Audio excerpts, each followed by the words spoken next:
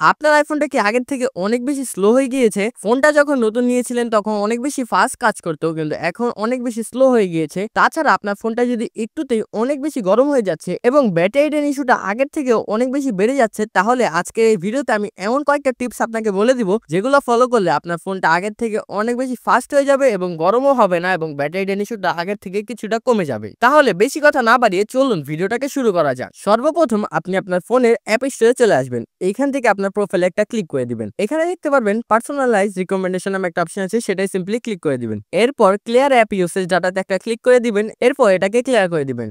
এইটাকে আপনি দুইবার ক্লিয়ার করে দিবেন। এর মাধ্যমে আপনার ফোনটা কিছু বাড়তি মেমোরি খরচ করছে, যার মাধ্যমে আপনার ফোনটা আগের থেকে অনেক বেশি স্লো হয়ে যাচ্ছে এবং এই মেমোরি খরচ হওয়ার কারণে আপনার ফোনের যে ব্যাটারি ড্রেন ইস্যুটা সেটা আগের থেকে অনেকটাই বেড়ে যাচ্ছে। এরপর আপনার যে কাজটা করতে হবে, আপনি সর্বপ্রথম আপনার ফোনের সেটিং অপশনে চলে আসবেন। এখান থেকে আপনি জেনারেলে চলে আসবেন। এরপর আপনি আইফোন স্টোরেজে চলে আসবেন। এখান থেকে আপনার যে বিষয়টা মাথায় রাখতে হবে সেটা হচ্ছে আপনার আইফোন স্টোরেজটা যত বেশি ভরে যাবে আপনার ফোনটা ততই স্লো হতে থাকবে। তাহলে অবশ্যই চেষ্টা করবেন আপনার ফোনটা স্টোরেজ একটু হলেও খালি রাখতে। পুরোপুরি ফুল রাখলে আপনার ফোনটা অনেক বেশি ল্যাগ করবে এবং আগের থেকে অনেক স্লো কাজ করবে। এরপরের যে সেটিংটা সেটাও আপনার এখান থেকেই করতে হবে। আপনি স্টোরেজে দেখতে পারবেন যে আপনার এখানে অনেকগুলো অ্যাপ শো করছে যেগুলো আপনার ফোনের জায়গাগুলো ভরে রেখেছে। এর পাশে আপনি দেখতে পারবেন যে আপনার কোন অ্যাপটা কত বেশি জায়গা খরচ করেছে। এর পাশাপাশি আপনি দেখবেন লাস্ট ইউজ কবে করেছিলেন অ্যাপটা। যদি আপনি কোনো অ্যাপ অনেকদিন ধরে ব্যবহার করছেন না এবং সেটা আপনার দরকারও পড়ছে না, তাহলে সেটা ডিলিট করে দিবেন। ইন ফিউচার যদি আপনার সেটা দরকার পড়ে তাহলে ডাউনলোড করে নেবেন। অযথা আপনার ফোনে এই অ্যাপগুলো রাখলে আপনার ফোনটা আরো বেশি স্লো হয়ে যাবে। আপনি আপনার ফোনে যে অ্যাপগুলোকে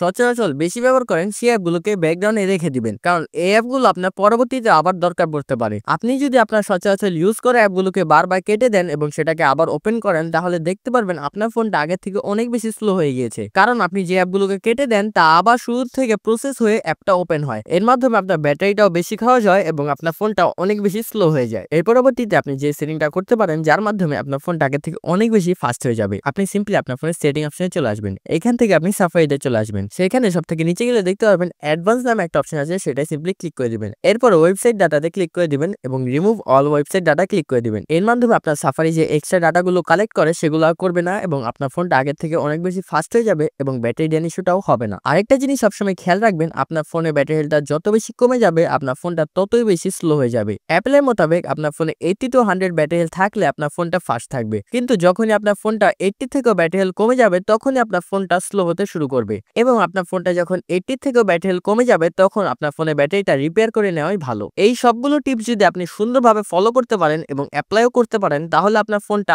আগের থেকে অনেক বেশি ফাস্ট হয়ে যাবে এবং আপনার ব্যাটারি ড্রেন ইস্যুটা অনেকটাই কমে যাবে। তাছাড়া যেহেতু শীতের দিন চলে এসেছে, তাহলে আপনার ফোনের ওভারহিটিং সমস্যাটা দেখা দিবে না। তো সেটা নিয়ে কথা বলবো আরেকটা ভিডিওতে। আজকে ভিডিওটা এই পর্যন্ত। যদি ভিডিওটা ভালো লেগে থাকে এবং উপকারে আসে অবশ্যই ভিডিওটাকে একটা লাইক করে দিবেন। দেখা হবে পরে একটা নতুন ভিডিওতে। ধন্যবাদ সকলকে।